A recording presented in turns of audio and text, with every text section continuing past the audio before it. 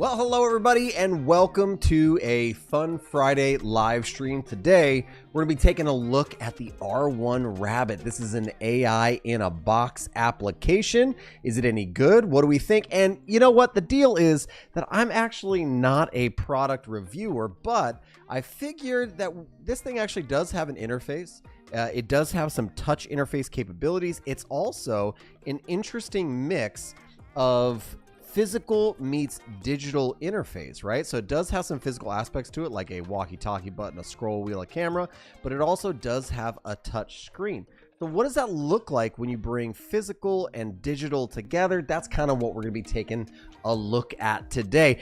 If you want to watch like a really in-depth review of the actual R1 Rabbit, somebody who's going to go into the build quality, the usage of it, then you should definitely go over and check out Marques Brownlee's review of it. It's probably the most in-depth and interesting review.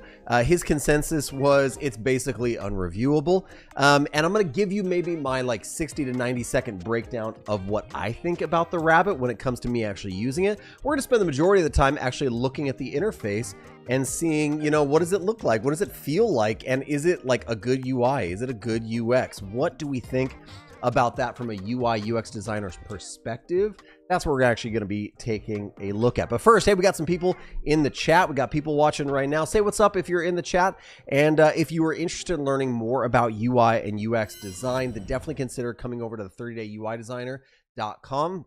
That is my in-depth UI design course and program where you can learn how to be a professional UI designer in just 30 days. It's a lot of work, a lot of fun, but it's actually getting people a lot of results. So people are coming out of that program right now with an absolute ton of skills and tools in their tool belt. So if you're interested, 30dayui.com, the link is down in the description. Hey, let's talk about this a little bit. I got a cup of coffee and we're gonna just be doing a little bit of a chit chat today and talking about this R1 Rabbit. But first, I guess let's start talking about the Rabbit and what I think about it. And you might even be asking, what is the R1 Rabbit? Well, it is basically an AI device in a box.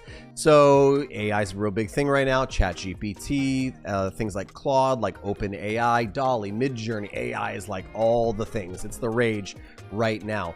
But the idea is, well, what if you could have an AI assistant in your pocket at all times? Not go into my phone and open up ChatGPT and ask it to do stuff, but what if it could actually do things for you? That's the idea behind the R1 Rabbit, which is it's supposed to be like an AI assistant in a box, and it's supposed to be separate from the current device that you carry around. And the idea is it's got a walkie-talkie button that you can actually just click and start speaking. So I can ask it questions like, what's the distance between Los Angeles and New York? Release the button and my little rabbit assistant friend here should start speaking and doing stuff for me. Now, here's what you're gonna find out. The Rabbit is broken. It does not work very well at all. Let me try that one more time. What is the distance in miles from LA to New York City? Quite often the Rabbit will not answer things, and when it does answer things, it's going to answer things. It's approximately 2,400 miles. So sometimes it'll answer it, and sometimes it won't. Whoa, there it goes. Let's go ahead and shut that off for now. And so that is the problem. Like as a device, it sometimes works and sometimes doesn't. Okay, a lot of times you're going to get better results if you were to just use something like ChatGPT versus use this little Rabbit right here. Okay, so we're just talking about the device itself right now, not a UI UX review. It just, the capabilities of it aren't there. Also, I bought it as an AI assistant, and it had probably one of the best keynote videos when it first launched. It was super impressive, one of the best kind of like launch days and launch presentations that made me really, really excited about it. And it's just not living up to the hype of that launch video. It's just not possible. So some of the things that it's able to do or says it's able to do is basically connect through the browser. I can go to the browser, log into my device, and connect it to certain, you know, services like DoorDash or Spotify or Uber, and I can tell it, hey, get me an Uber and I need to go here or there, and it'll just do that whole process for me instead of me having to go into an app. Now, that is the case, but there's very little that this little Rabbit can actually do right now. And there's even some basic things that you think it probably should do that it can't. Like, for instance, it doesn't have any calendaring functionality. It doesn't have the ability to set a timer. It doesn't have the ability to like count, like, or like do a Pomodoro timer, or like, you know, set notifications for me. It can't remind me of anything. I can't tell it like, hey, remind me to do something in 20 minutes. It's going to go, I'm not capable of doing that. So as an AI assistant, it's actually not the greatest AI assistant that's ever existed. It's actually pretty pitiful.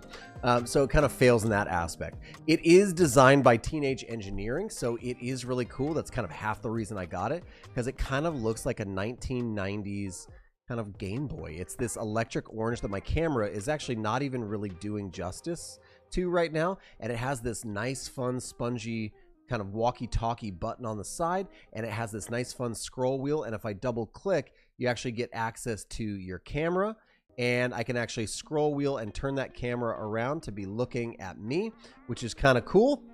So a lot of those things seemed really interesting to me, but it breaks down again in its functionality. Like I said, I'm not going to do any more of an in-depth review past that, because Marcus Brownlee is going to do way better than I could ever do when it comes to actual product reviews. But let's talk about the actual interface. So there's two things I really want to talk about today. Number one is, how does the interface look and feel as is, the actual digital interface, because I'm a digital product designer. But secondly, how does this digital interface actually work well with the physical interface, which is these analog controls, the buttons, the wheels, so on and so forth. So first off, let's talk about the digital interface.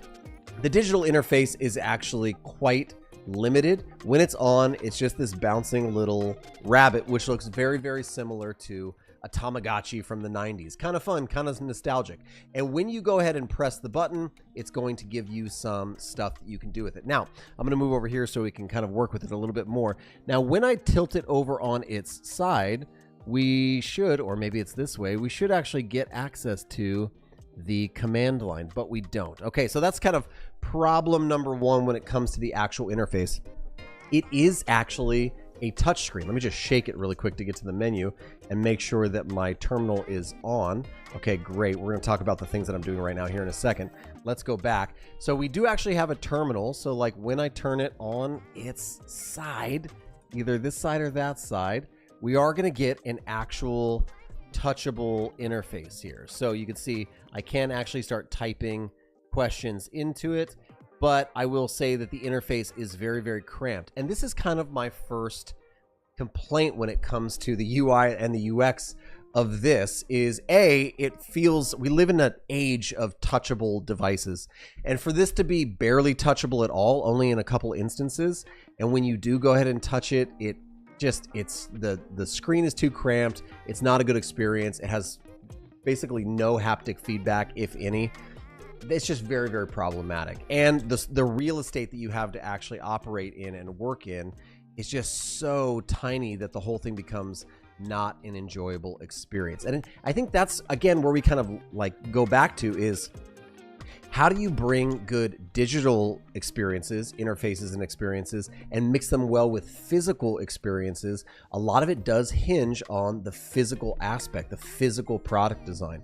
And this physical product design actually does not bode well for using it in any sort of digital way. Now, I think that's probably intentional. They probably want you to only use it in this push-to-talk AI kind of method. And I get what they're going for. That's the suggested or default behavior, is to push, talk to it, do a thing, and allow it to assist you. But the problem is you go... Of course. But the problem is you go back to that, and it is very inefficient at doing anything that you want it to do. So if it can't do the things you want it to do by pushing... What's on your mind today?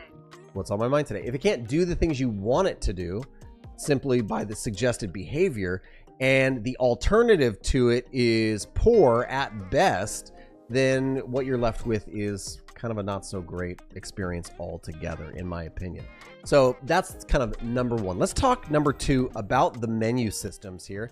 And as we did, I showed you earlier, you can shake it and you do get access to the main settings menu. And this is something that is really interesting about the R1, which is that you have to use, I immediately want to touch, I want to scroll because it feels like a device, but none of this is touchable.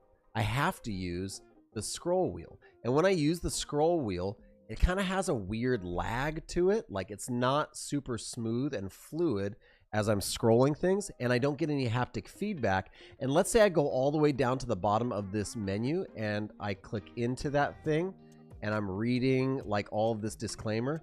The only way for me to get back is to scroll all the way back up to the top and have it highlight the settings there like that. Press settings, then scroll all the way back up to the top again, turn on thing. See how this thing barely works. Trying it again. It's really upset at me right now. Let's try again. And the settings menu can't come up. So again, that's kind of the first thing, is scrolling up and down these long menus is really, really taxing. It's very, very difficult to do. Then we have really weird and interesting behaviors. For instance, like getting the brightness, and maybe you can see it, but it says hold there. So I'm supposed to know that means hold down this button and then reorient my hand, because I can't really do it very easily with my right hand. I suppose I could try, but it's kind of a two-handed behavior to change the brightness to this thing. And so that's a really weird behavior that you have to try to get used to. Also things like volume. If I go down to volume and click on it and move into these, I have to scroll all the way back up. So generally speaking, as a UI designer, I really struggle because it fails to have some of those basic things that a good UI UX designer would implement, like the ability to quickly get back to whatever main screen. I can't swipe up. There's no pull bar. There's no singular button over here to take me back to a home screen. It's a lot of this taxing kind of scrolling up and down. And so this leads me to kind of like my next big assessment of the R1 Rabbit. Not only is it fairly useless, again, it's not even really reviewable, says Marquez Brownlee. It doesn't do the things you want it to do. But then even as an interface, it's highly taxing, annoying, and it requires you to do an awful lot of work. So again, all of this would probably be, you know, like I'd be less critical of it if the actual functionality for pressing and doing things actually worked. Like for instance, hey, can you please remind me in 20 minutes that I need to set up a live stream? I can't set reminders or timers. You may want to use a different tool for that. Like a different tool than the AI assistant in a box in my pocket that's supposed to be my assistant. It's very weird. So because this doesn't work, because the large action model, which they claim is going to be so revolutionary and amazing, doesn't really work, it kind of got shipped out of the box with like limited functionality.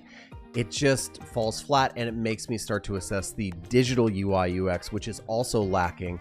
And so here's my final result before we move on and take a look at some good experiences and some good interfaces, and we'll review some portfolios and some work. Here's my final kind of idea on what this thing should probably be used for. We should probably, for now, just for now at least, until they improve this experience and the functionality of it, this is most likely what it's going to be used for. As a nice cup holder to hold my drink, because right now that's about all it can do, is be sat down as a big paperweight and do pretty much nothing. And that might be a harsh review, but that's my honest review of the R1 Rabbit right there. So with that being said, why don't we take a look at some really good interface design? And to do that, I'm going to jump over to Design Champs, which is my free community. If you want to come join, we have over 2,000 designers in the community, and you can just click and join for free. Or if you want to jump into the plus part of the community, that gives you access to a bunch more stuff. But for free, you can jump right in, and we're going to take a look at the gallery, because Dribbble is kind of a snooze fest nowadays. We're going to jump into the gallery and look at some really cool stuff that some of the community members are making. We are, by the way, doing design challenges, and this week's design challenge is a gaming platform interface. Last week's was a food delivery application. You want to jump on that, post your work. And we also before that did a personal finance management tool. This is just a way for you to come in and practice and kind of hone your skills and work on your UI and UX design. Let's take a look at this personal fitness app. This is by Uzman, and Uzman did some pretty beautiful work here. We got like a nice launch screen here. The buttons are kind of interesting and fun. What I do love is one thing, like we're starting to just kind of get away from boring kind of like flat design. And while I might say that this button has a little bit of accessibility issues, potentially, what it also has is some kind of fun interest. I mean, yeah, we could work on a little bit of color contrast down in here. Yeah, maybe the colors are like not hitting and punching, but I think if you took this up to the next level, I think if you really went hard and turned it into a fun neo-brutalist style with those pinks that were really, really popping and kind of like having a lot of fun, then the layout, which is already really, really cool. I like this kind of like teeter-totter, like masonry kind of layout, and it works well because we have this structure up top. I think that's really, really fun. I think that this could be a really interesting interface, and that's a good entry by Usman. Let's take a look at this one by Joel Walters. We're going to take a look at his gaming platform UI challenge. You can see he linked that post up there in the top. And we got some cool comments and stuff like that from the community happening in the Design Champs. But now he's doing a little bit of this gaming interface. I wonder if this is kind of maybe a little bit inspired by my gaming mobile app tutorial or course you can find here on YouTube for free. And really, really cool stuff here. Fun colors, definitely like working that gamer vibe, like putting some really cool modern and colorful gradients in the typography. Nice little flair, nice little touch. Didn't need to do it. Could have kept it all kind of one color, but made that extra little tip there to do something really, really fun.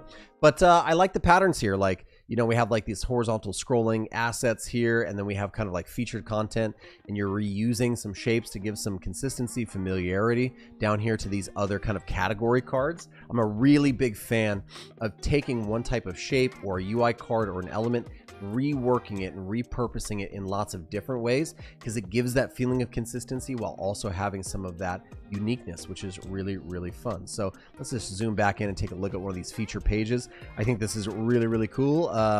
Nice colorful design here. I like the dark theme. I do wish maybe that we would do probably a little bit of a color scale here. And if you don't know about color scales, go into Figma, pick your primary color that you're working on inside of your application, open up a plugin inside of Figma, like a color scale plugin, and let it give you a scale from, you know, 50 up to 900. That means somewhere between 7 to 9 or 10 different colors going from light to dark, a scale of that color. And you can use that color scale to start establishing some dimensionality, some layers, right? So maybe our navigation is a little bit lighter and not this gradation, and the background is pretty dark. That makes that background kind of the darkest piece, and then things start to move towards you, because when we do dark modes, we don't have drop shadows. If you want to learn more about that, I do an entire section on dark mode design inside of the curriculum of 30-day design. If you go to 30-day UI, so you can jump over into UI specifics. We have entire things on UI styles and buttons and lists and states, and somewhere in here is the dark mode section. I believe it's modern minimal UI design style. Maybe it's later, I'm not sure. But we definitely have an entire section in there on designing dark modes, which is really, really difficult. So come on in, come check it out. All right, let's take a look at another awesome design. Let's take a look at this one. Actually, it's from Katie Composto, one of my Design Champ Plus members. This is going to be a cooking or recipe application challenge. I really like this screen a lot. It's very clean, very simple. The colors are friendly, inviting, very reserved on the usage of that primary like call to action color, right? So definitely used here a little bit, and then we have some secondary. And I think the only one thing I would ding Katie on, and I wish I had high resolution of this so I could zoom in a little bit without pixelating, is, you know, we see like an empty or like a stroked version of this icon. Same thing here, same thing here. And then we have a filled version. Maybe she was representing the pressed state there, but I highly doubt it. That one should probably be a empty or stroked state as well, so that we have consistency across those icons. But we do have nice consistency across the rest of the interface. Maybe just a little thing with contrast. This is a huge thing. It's very, very common when you are starting out in UI design, maybe even moving away from web design or graphic design, is to make sure you have really, really clear contrast. So for instance, we might need a little bit better contrast by filling this and not having it be opaque. That's a tough one to pull off, and because it makes our text inside, our placeholder text, a little less easy to read. Same thing with maybe our text down below. Maybe we'd want to just dial that up a little bit and make it just pop a little bit more, a little bit darker. And then lastly, yeah, I see that it is a testimonial, but I usually don't prefer long form amounts of italic text. So that's just something to think about. Look at this beautiful little weather app, nice and clean, very iOS-esque. This one was done by Usman as well. We got this one from Amira, which is the UI product design. I think this is probably our streaming challenge that we did a couple of weeks ago. So think of like a Netflix or a Hulu kind of like competitor. Something like that is what we're experiencing right now. Really, really cool stuff. So definitely consider checking this one out. And here's the great news. You can come into Design Champs and you can join for free, and you can post stuff in the gallery for free. And then you get feedback from people like this for free. And that is a massive just up-leveling moment for you as a designer. So again, if you want to come in, please jump in for free. Join Design Champs. designchamps.io. The link is down in the description. And if you want to learn more about UI design, definitely consider coming out and being part of the 30-day UI designer program. 30 days, or do it at your own pace. You don't have to do a bootcamp style. You could just do it at your own pace if you'd like. And you can charge hard, learn UI design, transform your life and your career. Really, you can do it in 30 days if you are gung-ho and motivated. All right, folks. Well, we've taken a look at a couple of UI designs. I have given you my rough critique of this R1 Rabbit, and I've left you with this. This is really all it's good for right now is a cup holder or paperweight. But thanks for joining me to take a look at this little AI device in a box. Let me know if this was an interesting product review, UI review, you want to see more of it. And if you want to learn more about web design, UI design, stick around. Make sure you like, subscribe to the channel. We do lots of stuff about web and UI design here, so you can always expect more live streams. I actually have a really fun series coming up where we're going to be doing an entire Framer website build out, probably 6 or 7 live stream sessions. You can follow along, get the clonable, walk with me, build the entire project yourself. It's going to be a super fun time. So stay tuned for that, as well as more content on the channel, and we will see you next time. Take care.